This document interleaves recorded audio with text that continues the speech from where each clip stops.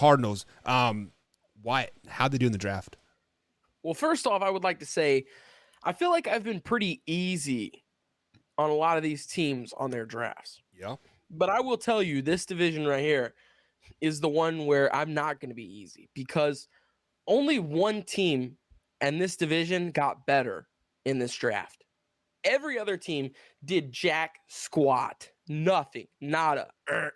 And starting with the Arizona Cardinals, with round 2, pick 55, they did not have a first round pick. They got Trey McBride, tight end out of Colorado State, the probably 4th or 5th best tight end in this draft. And I don't really even think they needed a tight end that much. I mean, they possibly needed some depth, but I don't think McBride is what you needed there. I think there's plenty of other things like offensive line, some defensive positions to add to here for this team. But they went with a tight end. I was really kind of scratching my head there on that one. And on top of that, they went with a tight end that I think Trey McBride will have a nice NFL career, but he's definitely not the best tight end in this draft, in my opinion. So right there off the bat, they're already one step down. And they did acquire Marquise Brown. So that was nice. And like I said, I'll give him a bump up for that. But they also, I'm looking here. They re-upped their contract with Max Williams, their tight end. I just saw that. So there was no point for that pick. Now that I didn't even know they got Max Williams back.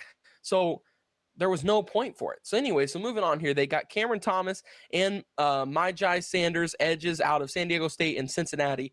2 guys who are good, but still I just didn't think were the best guys there. I think that Sanders is better than Thomas, and Sanders went 13 picks after. So with that being said, I wasn't really impressed with their first or second round. I mean, their second or third round. Then they wait till and then they don't have another pick till round 6, which they got Keontae Ingram, running back out of USC, and Lecitus Smith, offensive guard out of Virginia Tech.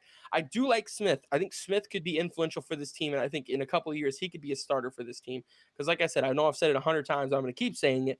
This offensive line draft was really deep, and I think that he is a really good offensive lineman.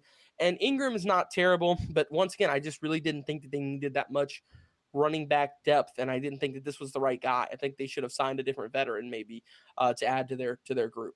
Then they go with Christian Matthew, DB out of Valdosta State, Jesse Lukita, linebacker out of Penn State, and Marquise Hayes, offensive guard out of Oklahoma, all those in the 7th round.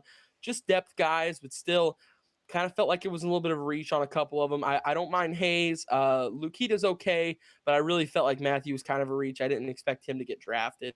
So with that being said, I really was not impressed with their draft. I was going to give them a D, but because they at least traded and got Marquise Brown, I'll give them a C-.